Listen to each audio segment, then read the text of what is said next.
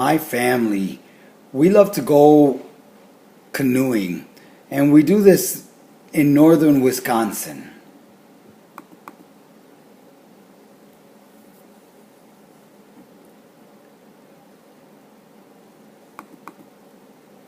You know, it's something that we can do that's really nice. We get to be outside, in the woods, the smell of nature with animals.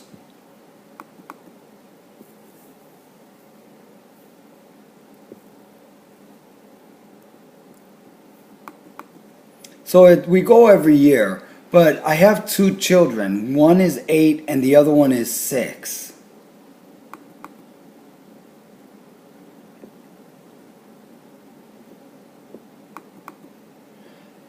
But we've never gone canoeing with them because, the children are small, so it was really hard to do a canoe trip with them.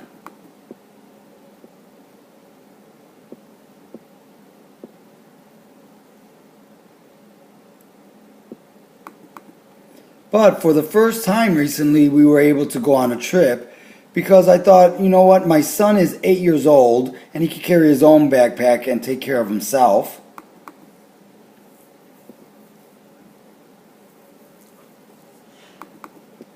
And my daughter, who's 6, she has her school backpack, and we could put things in her school backpack, so they were going to be fine.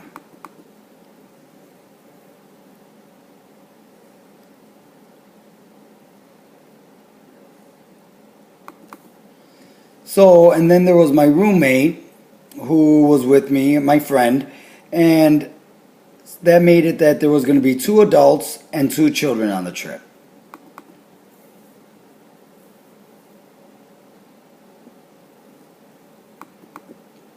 So we brought, food and clothing and different things with us on this trip.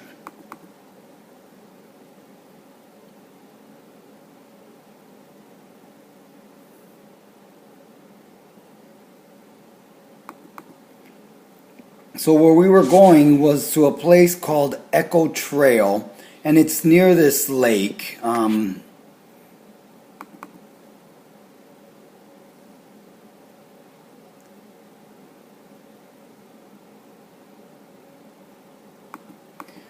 So you have to park and then you have to walk, and it's called portage, so it's a short distance away.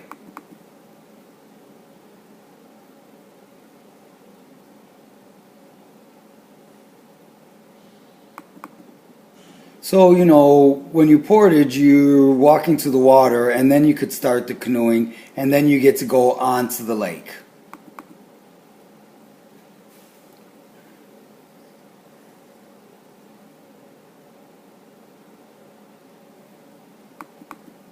So the reason why we picked this one was because it didn't have a really long portage. Because when you're portage, that means that you're carrying the canoe.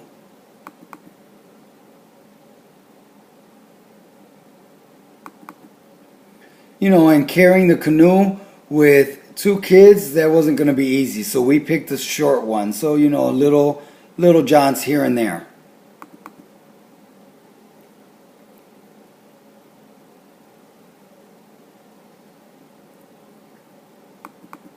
So we arrived and we start to get out of the car, and my kids, they're really experienced about being outside in nature.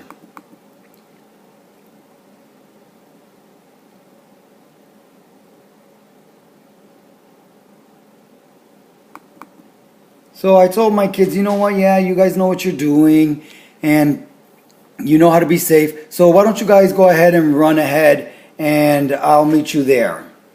So I left my backpack.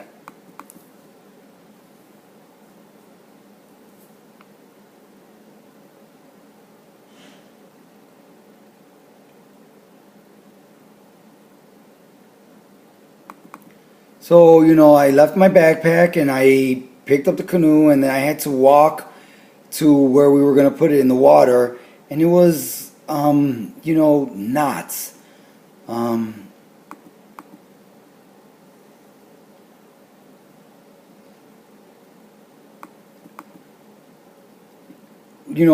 knot, and I'm not sure how much a knot is. not really sure.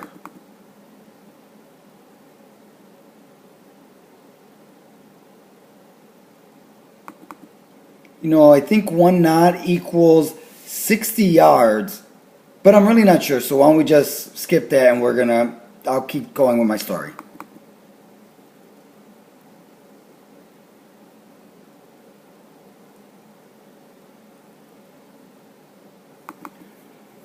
Well, you know, so I carried the canoe. It was like a quarter mile, and then I went back and I got my backpack.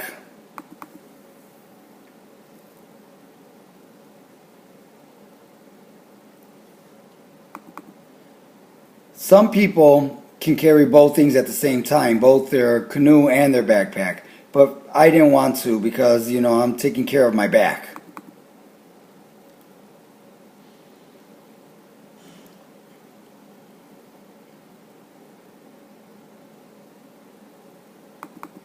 So I'm going to tell you about one day that we had on this really big lake.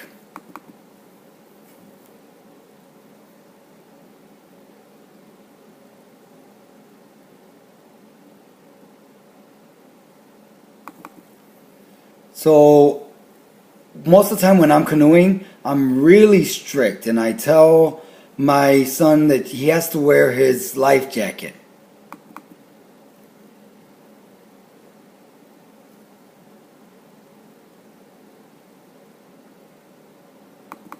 And you know, my son, he's an excellent swimmer, and my daughter not so much, but I still make them wear their life vest.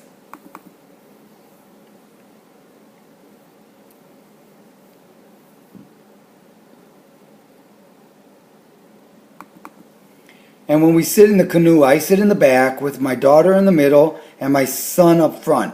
Sometimes, though, when we switch my son and my daughter, it tips the balance, and the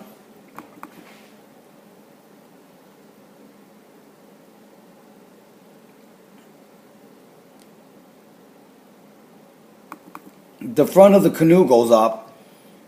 So I have to have them switch and move my son up to the front.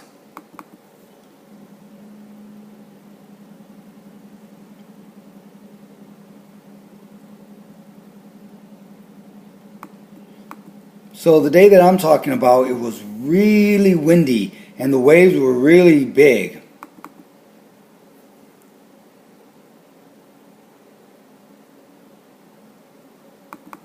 And you know, it was the end of the trip and it was the last day and we were on our way back.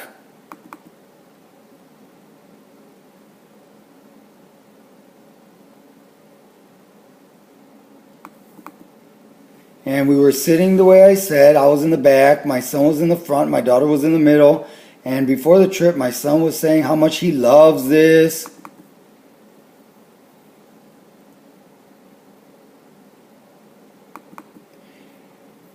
And I tried to explain it to him that, you know, that's for a one-day trip, that's really good, but this is going to be a lot of work.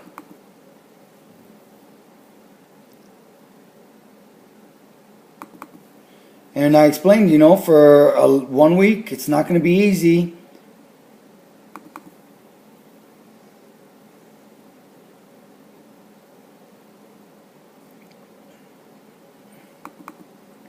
So on this last day, my son was complaining that, you know, it was a lot of work, and I tried to tell him, see, this is what I was talking to you about.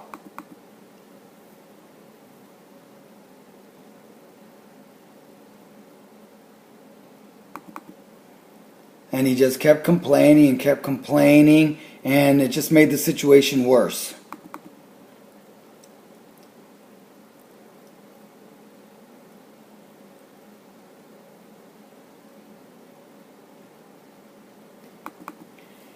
And the wind was coming at us so hard that you just couldn't go down the river, so you had to go zigzag.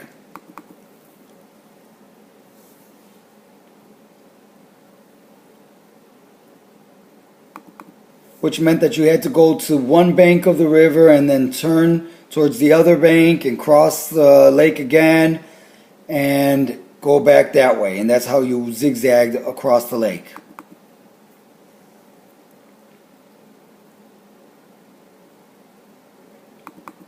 So my son moved back and it tilted the canoe with the front of it up. So I asked him, could you please move up?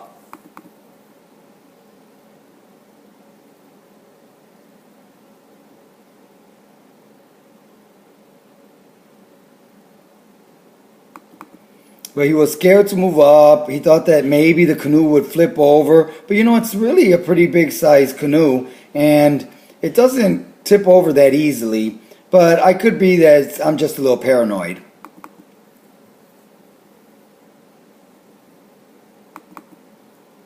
So he wasn't paying attention to me, so I was hitting the side of the canoe with my paddle. And finally he turns around, looks at me and says, "What?"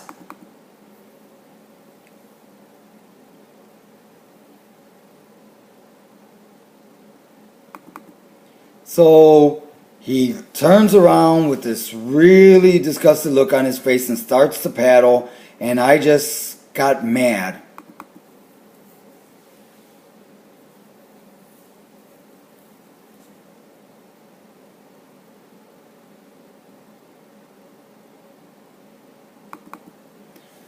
And I told him, I said, you know what, you're just being lazy. You need to paddle more. And imagine, I'm sitting here telling my son that he's lazy.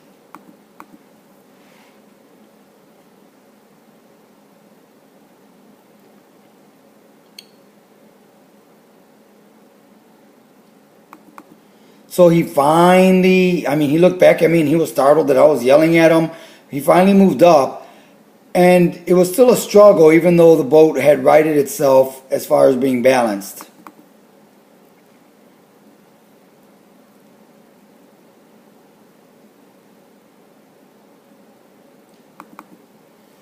And imagine, if it was really smooth out there, the water was smooth, the trip would have taken around 3 hours. But this one took all day, zigzagging back and forth across the lake.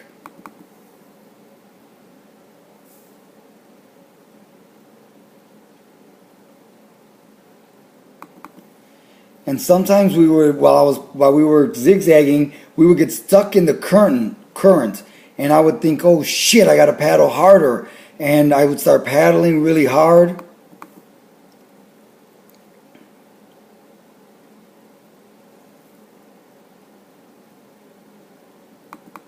And I was on my knees, and it was hurting my knees, and then I didn't care, and I had to keep paddling.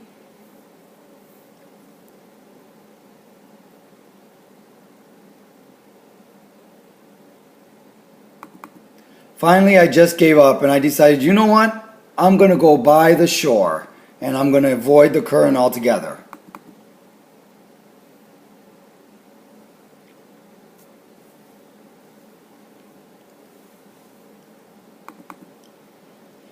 So we went along the shoreline and we finally arrived.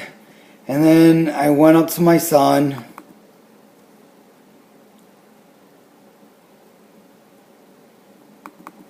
And I told him I'm really sorry that I was mad.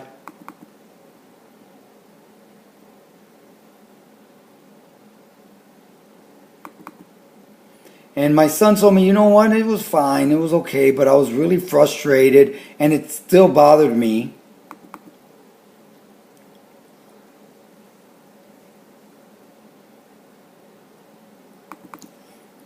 And it was not a fun canoeing trip. That's just the day that we had.